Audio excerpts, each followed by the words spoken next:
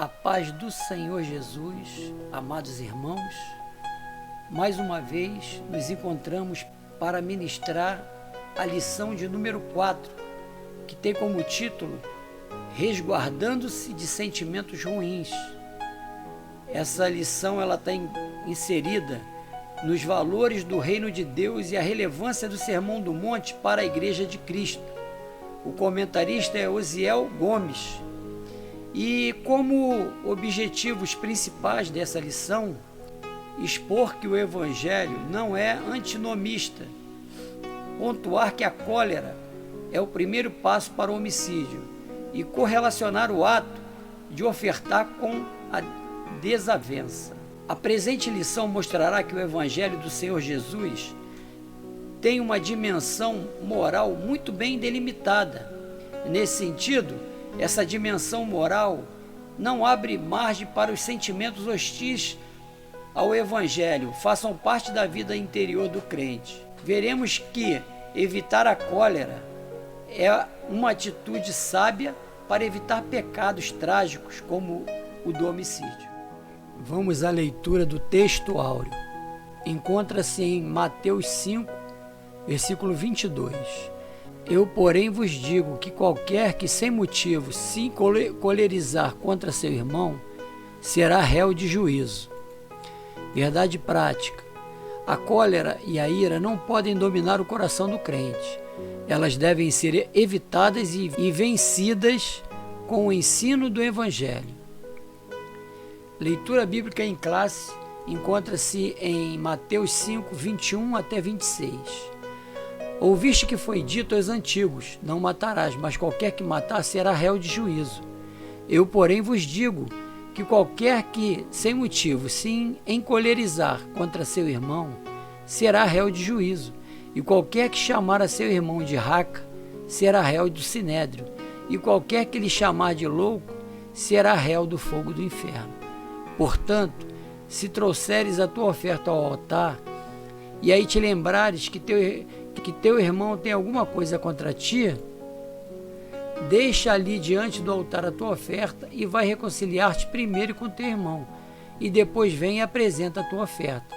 Concilia-te depressa com o teu adversário, enquanto estás no caminho com ele, para que não aconteça que o adversário te entregue ao juiz, e o juiz te entregue ao oficial e te encerre na prisão.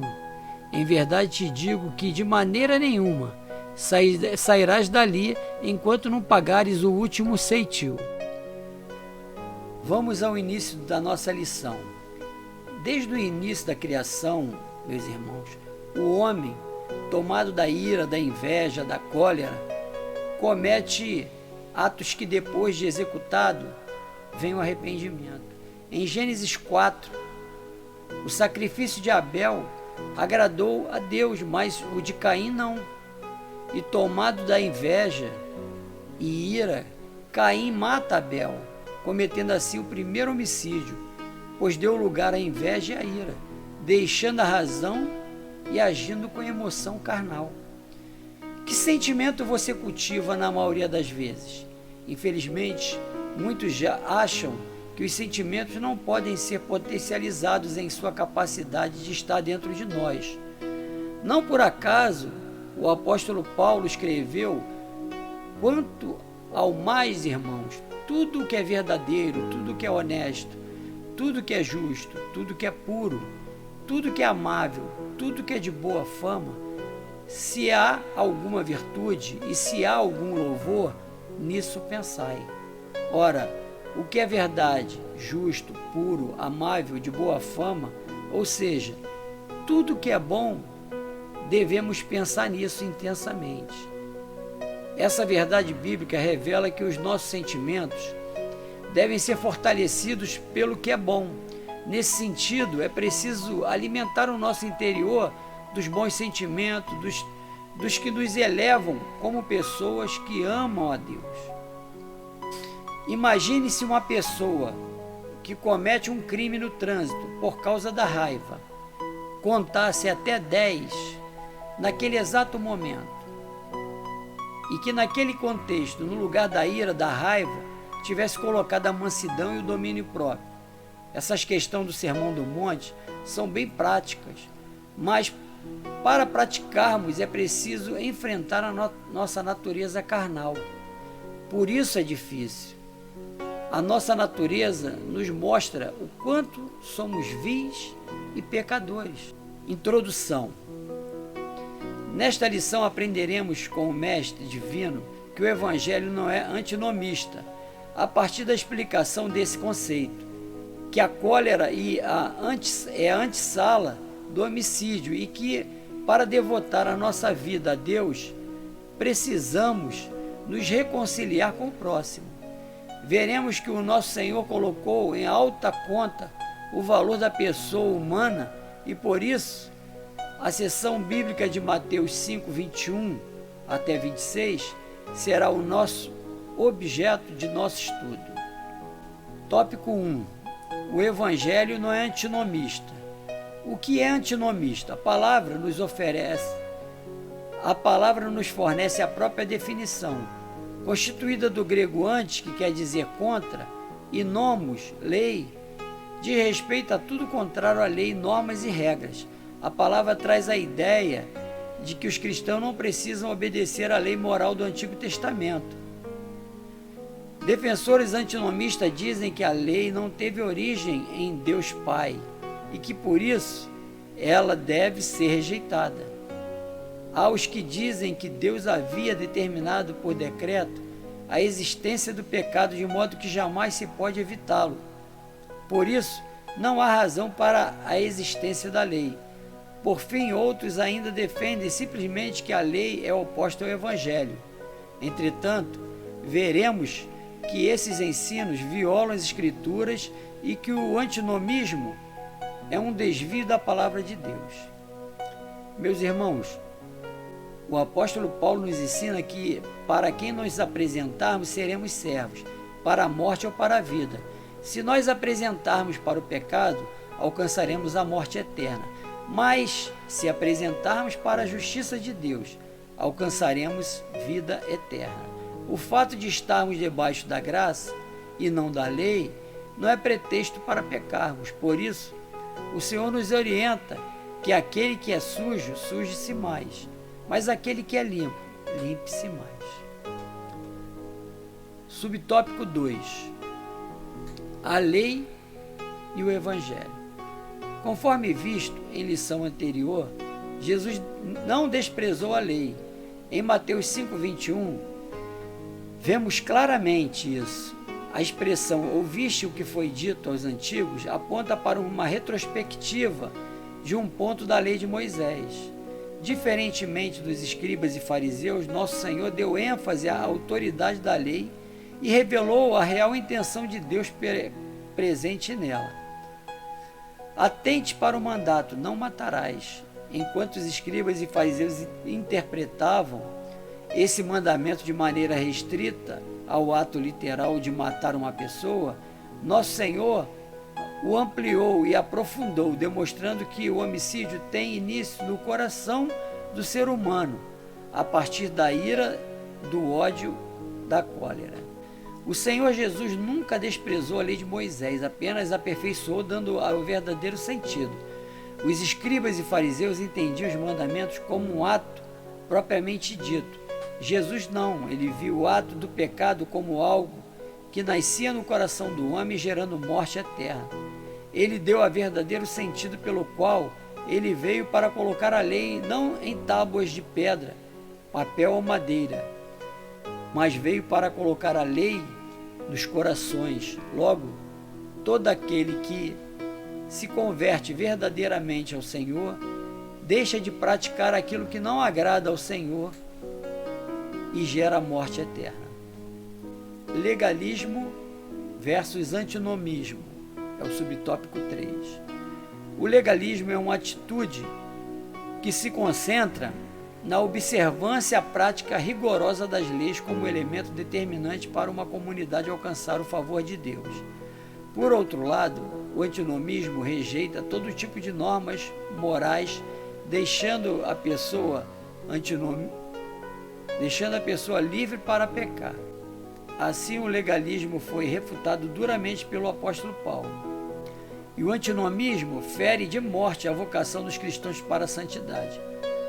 Como amamos todo o conselho de Deus revelado nas Sagradas Escrituras, afirmamos que os princípios morais divinos revelados na Bíblia, a palavra de Deus, são atemporais, válidos em qualquer época e cultura. E por isso o cristão fiel à Bíblia tem cuidado tanto com o legalismo quanto com o antinomismo. Meus irmãos, todo cristão devemos ter cuidado com o legalismo e o antinomismo. Todos dois nos leva e o outro à perversão, gerando ambos pecados de morte e morte eterna. Se estamos enxertados na videira verdadeira, que é o Senhor Jesus Cristo, precisamos santificar as nossas vidas, para que possamos alcançar a estatura de Cristo e assim estar apto a receber a vida eterna. O Evangelho não é antinomista, isto é, ele tem normas, regras, limites claros. O Evangelho também não é legalista, isto é, não está preso a observâncias rigorosas das datas, dietas e outras práticas religiosas, esperando algum favor divino. O que o antinomismo alega? O antinomismo ele alega que os antinomistas, que salvos pela fé em Cristo Jesus, já estamos livres da tutela de Moisés. Ignoram, porém, serem as ordenanças morais do Antigo Testamento, pertencentes ao elenco do direito natural que o Criador incrustara na alma de Adão. Todo crente piedoso observa as ordenanças morais da lei, pois Cristo não veio revogá-las, veio cumpri-las e sublimá-las. Tópico 2. A cólera é o primeiro ato para o homicídio. Jesus e o sexto mandamento. Jesus não anulou o sexto mandamento do Decálogo. Contudo, sua interpretação foi mais elevada e profunda, pois revelou que a ira ou cólera contra um irmão é um tipo de homicídio no coração, bem como afirmou o apóstolo João: qualquer que aborrece a seu irmão é homicida, e vós sabeis que nenhum homicida tem permanente nele a vida eterna. Não por acaso que o verbo irá, do grego, em Mateus 5,22, é orgizo, que significa provocar, incitar a ira, estar zangado, estar enfurecido. A fúria e a ira de Caim o levaram a cometer o primeiro homicídio contra o próprio irmão. Portanto, o sexto mandamento não envolve apenas uma sanção penal, mas elementos mais profundos, como palavras, emoções, insultos e outras ações que antecipam ao homicídio. Meus irmãos, quando o Senhor diz que qualquer que aborrece seu irmão é homicida, é pelo fato de que, se temos ira contra o nosso irmão, a semente do homicídio, ela já está sendo plantada. Quando provocamos o mal, o mal-estar em alguém, já estamos matando psicologicamente aquela pessoa. Nos dias de hoje, na Lei Maria da Penha, o insulto verbal é considerado como violência cometida contra a mulher. Subtópico 2. A cólera no contexto bíblico. Tanto o salmista quanto o apóstolo Paulo escreveram que um servo de Deus pode irar-se, mas não deve pecar.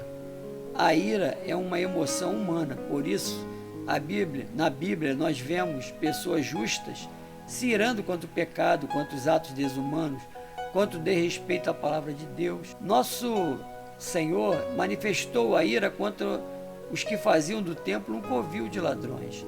Entretanto, a ira não pode nos controlar e devemos examinar se ela provém de um espírito reto, de um coração puro, ou se é uma obra da carne, do tipo pecaminosa, orgulhosa, odiosa e vingativa.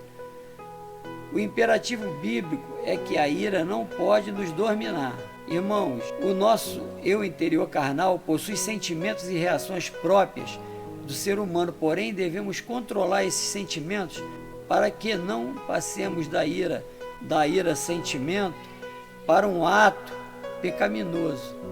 Temos que ter domínio próprio e saber que a razão tem que sobrepor a ira. Devemos contar até 10 ou até 1000, dependendo da pessoa, mas jamais deixar a ira nos dominar. Subtópico 3. O valor da pessoa humana. Em Mateus 5, 21 e 22, Jesus enfatizou o valor da pessoa humana, por isso chamar alguém de raca, que significa inútil, cabeça oca e vazia, é uma ofensa grave, igualada a blasfêmias. Ou chamar a outro de louco, do grego moros, que significa ímpio, crédulo, incrédulo, é uma conduta moralmente desprezível. Observe que para quem manifestasse esses tipos de comportamento, o fim era se tornar réu do sinédrio e receber a condenação para o fogo do inferno, do grego geena, respectivamente. Nesse sentido, nosso Senhor mostra que não só peca quem comete um homicídio, mas igualmente os que nutrem a cólera, o ódio e o rancor no coração. Precisamos fazer uso dos frutos do Espírito, ter mais compaixão pelo nosso próximo, para que possamos dar testemunho vivo de nova criatura que somos, pois se nos comportarmos como aqueles que não tiveram a sua vida transformada por Cristo, não haverá diferença entre cristão e o ímpio. A vida humana tem um valor sagrado, por isso o patrão deve tratar bem o seu empregado e este, inconsequentemente, deve respeitar o patrão. O irmão não pode fazer acepção de pessoas para com outro irmão, quer por causa da cor da pele, quer por diferenças econômicas, pois, como o apóstolo Pedro disse, reconheço por verdade que Deus não faz acepção de pessoas. Sinopse 2. A cólera é o primeiro passo para a prática do homicídio. Tópico 3. A oferta do altar e a desavença. A oferta do altar. Em Mateus 5, 23, 24, Jesus se dirige aos discípulos e faz com que cada um examine a si mesmo, pois um servo do Senhor não pode ofertar no altar com o coração cheio de ira e rancor. Afinal, dizer amar a Deus, mas odiar o irmão é cair na mentira. Para o judeu, ofertar era um ato sagrado, e tal atitude fazia-o reconhecer a bondade de Deus para com ele. Nesse sentido, o Senhor Jesus valoriza esse ato. Entretanto, não adiantava reconhecer a bondade de Deus, mas não reconciliar-se com o seu irmão. Cabe ressaltar que o verbo grego para reconciliar é dialasso, que significa mudar a mente de alguém, renovar a amizade com alguém. Ele é encontrado no Novo Testamento apenas uma vez, em Mateus 5, 24. Portanto, o ensinamento do nosso Senhor é claro: não há relacionamento correto com Deus sem relacionamento verdadeiro com seu irmão. O Senhor Jesus foi bem claro na sua colocação em Mateus 22, 37 e 39. O primeiro grande mandamento é amar a Deus, o segundo é amar ao teu próximo como a ti mesmo. Esses dois mandamentos, vemos a vontade do Senhor estampada em vivas cores, que não basta amarmos a Deus, temos que amar ao próximo como a nós mesmos. Os mandamentos são imperativos, eles não dizem que é uma opção, mas sim uma ordem. Subtópico 2.